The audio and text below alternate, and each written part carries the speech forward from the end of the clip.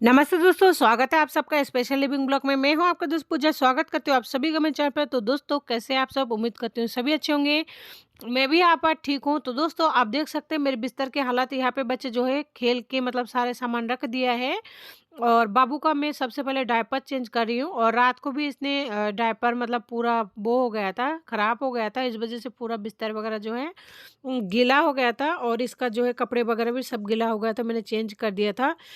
तो अभी दिन के टाइम है। इस टाइम आप देख सकते हैं सुबह के 7 बज रही है। और 7 बजे जो है ये लोग 4 बजे उठ गए थे। 4 बजे उठ के दूध वगैरह लेके खेलने लग गए थे। उसके बाद में अब दोबारा से सो रहे हैं।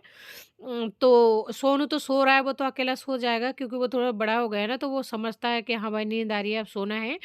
लेकिन छोटू हमारा जो है नींद की वजह से है ना चिड़चिड़ा हो रहा है, लेकिन वो सो भी नहीं रहा है अकेला। तो मैं सोच रही हूँ उसे सुला दूँ, लेकिन आज है ना उसे चोट लग गई है। मुँह में मतलब खून आ गई थी बहुत ज़्यादा, बहुत ही ज़्यादा दर्द हो रहा होगा। वो जो पतंग होती है ना, पतंग की डोर इसने काटने की कोशिश की, पतंग में से अलग करने की कोशिश की, तो डोर जो है उसके मुँह में फँस गया था। इस वज़ह से उसे बहुत ज़्यादा चोटें आई हैं। तो आप देख सकते हैं ये चोटों की वज़ह से जो दर्द होती है ना, दर्द की वज़ह से ये बोल तो नहीं पाता है, लेकिन वो खिलौना को नहीं छोड़ रहा था। बोल रहा है कि आज खिलौना लेकर ही सोऊँगा।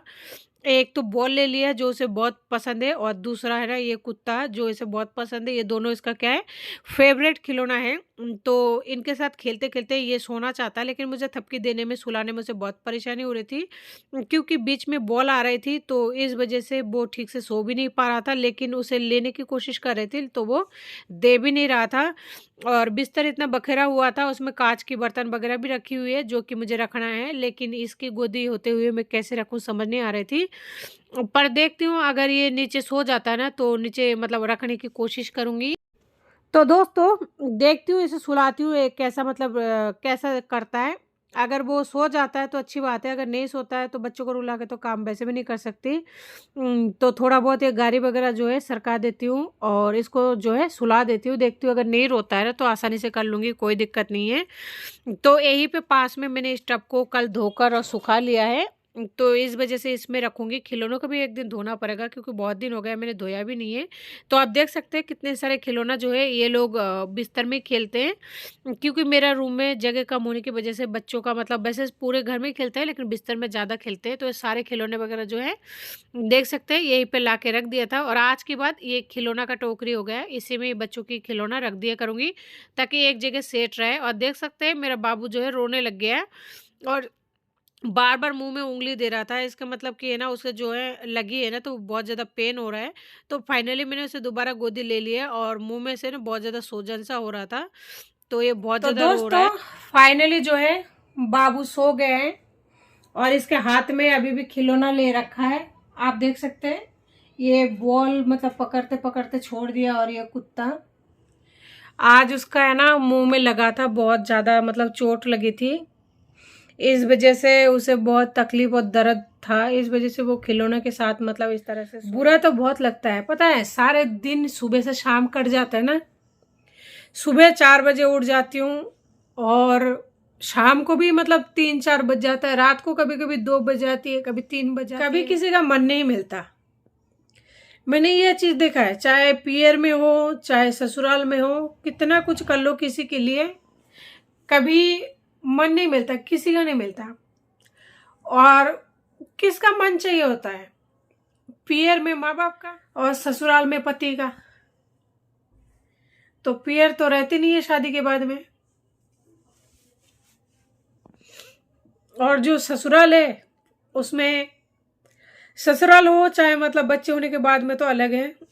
खैर जो भी हो कंडीशन, पति का कभी मन नहीं मिलता। सारा दिन लगे रहते हैं ना सुबह से लेकर शाम तक, तब भी उनको यही लगता है घर में करती क्या है। कभी कभी बहुत अफसोस होता है कि सच में है ना, अगर मुझसे पूछे ना कोई कि करती क्या हूं, तो मैं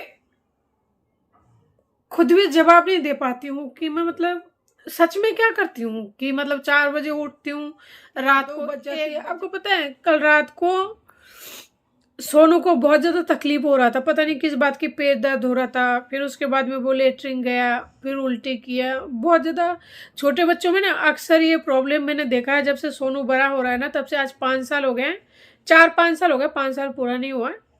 तो कभी कुछ कभी कुछ कभी कुछ मतलब होता ही रहता है बच्चों में। और मुझसे तो ना भगवान कुछ मतलब ज्यादा ही इम्तिहान ले रहा है। कोई बात नहीं, देखूंगी कभी इम्तिहान उनका लेना खत्म होता है कि नहीं। पता है, चार दीवारी में रहने की बात भी ना, जब आप लोगों से बात करती हूँ ना, थोड़ा सा अच्छा लगता है। ऐसा लगता है कि चलो कोई तो है जिनसे बात करो, थोड़ा सुकून मिलती है।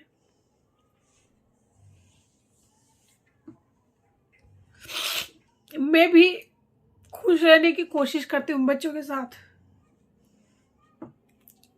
कैमरा में तो सब कुछ नहीं बता सकते, लेकिन है, प्रॉब्लम है, सभी के लाइफ में है, थोड़ा बहुत होती रहती है, लेकिन मेरे लाइफ में लगता है कुछ ज्यादा ही है। कभी प्रॉब्लम खत्म होने का नाम ही नहीं लेता, एक की बाद एक, एक की बाद एक ना आती रहती है। ऐसा लगता है कि मतलब प्रॉब्लमों को सारा मतलब ठिकाना ही मेरा मिल जाता है। समझ नहीं पाती हूँ कि ऐसा क्या करे, मतलब ऐसा कौन से जतन करे जिससे घर मेंटेन हो जाए, पति खुश हो जाए, खास कर समझ नहीं आता है, बहुत तकलीफ होती है। कुछ बातें ऐसी होती है ना जहाँ आप किसी के साथ शेयर नहीं कर। मुझे तो पहले बहुत बहुत परेशानी होती थी, जब से छोटू हुआ है ना, बहुत छोटा है, सारा दिन थोड़ा बहुत बदमाशी करता रहता है ना, तो थोड़ा बहुत मन को सुकून मिलता है। उसके साथ मतलब बिजी रहती हूँ, टाइम पास हो जाते हैं। और फिलहाल नहीं, मैं शुरू से ऐसे दौर से गुजर रही हूँ जहाँ इंसान की जिंदगी जीना मुश्किल हो जाए। एक औरत तो ना पहले भले मर जाए, चली जाए, बग जाए, लेकिन बच्चे होने के बाद में ना उसके पास कोई रास्ता नहीं रहती है। मैं ना अपने बच्चों के लिए जी रही हूँ, अपने बच्चों के लिए, क्योंकि मेरे अलावा उन दोनों का किसी मतलब कोई नहीं है इस संसार में ना, कोई नहीं है मेरे अलावा मेरे दोनों बच्चों का। तो इसलिए मैं इन्हीं के लिए जी रही हूँ, और मुझे इन्हीं के अलावा कुछ भी अच्छा नहीं लगता। तो आप समझ सकते हैं कि मैं मतलब किस दौर से गुजर रही हूँ।